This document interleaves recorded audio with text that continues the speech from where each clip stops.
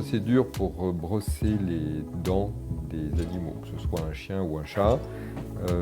Ici, nous avons un chat qui est particulièrement docile, mais c'est beaucoup plus simple chez un chien que chez un chat.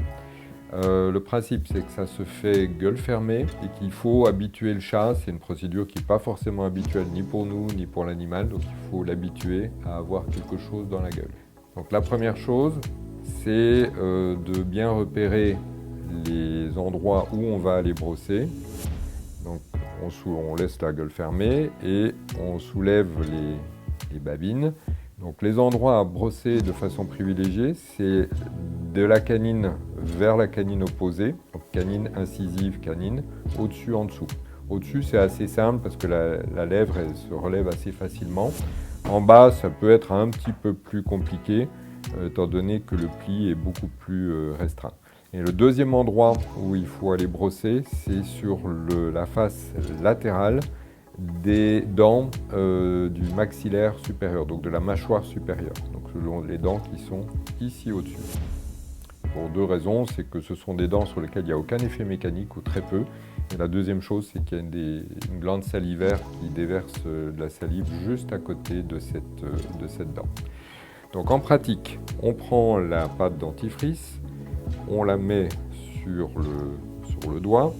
Et la première chose, avant d'y aller avec une brosse, surtout au début, c'est on va aller avec le doigt faire ce qu'on fera ensuite avec une brosse, pour habituer le chat à avoir quelque chose dans la gueule.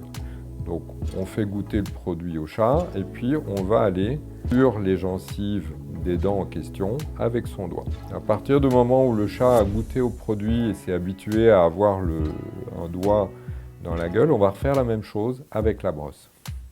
Le dentifrice doit être mis dans les poils de la brosse, parce que comme le chat ou le chien va le lécher tout de suite, il faut qu'il en reste un petit peu pour que en général c'est un goût de nourriture pour qu'il s'y intéresse.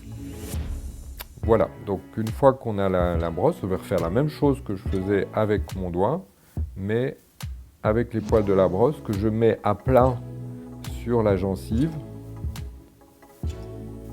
et je masse de la gencive vers la dent.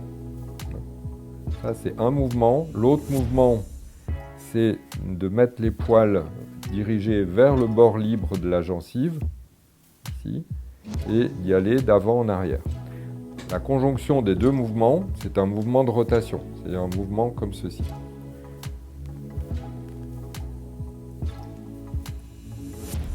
Sur les dents du fond, on n'essaie pas de tirer la gencive, je mets la brosse dans la joue.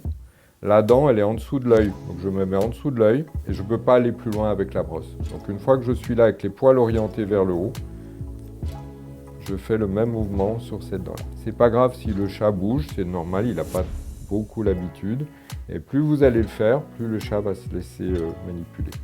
Chez le chien, c'est beaucoup plus simple parce que la mâchoire est beaucoup plus grande. En général, un brossage de dents, en fonction de la taille de l'animal, ça prend entre 1 et 2 minutes et demie. On ne fait que les faces extérieures, on ne fait pas les faces intérieures. Ça obligerait le chat ou le chien à avoir la gueule ouverte et c'est beaucoup plus compliqué. Et la majorité du tartre se dépose sur la face extérieure puisque la langue frotte en permanence sur les faces internes des dents. Le rythme de brossage minimum pour que ça ait un sens et que ce soit utile, c'est de le faire au moins 3 fois par semaine.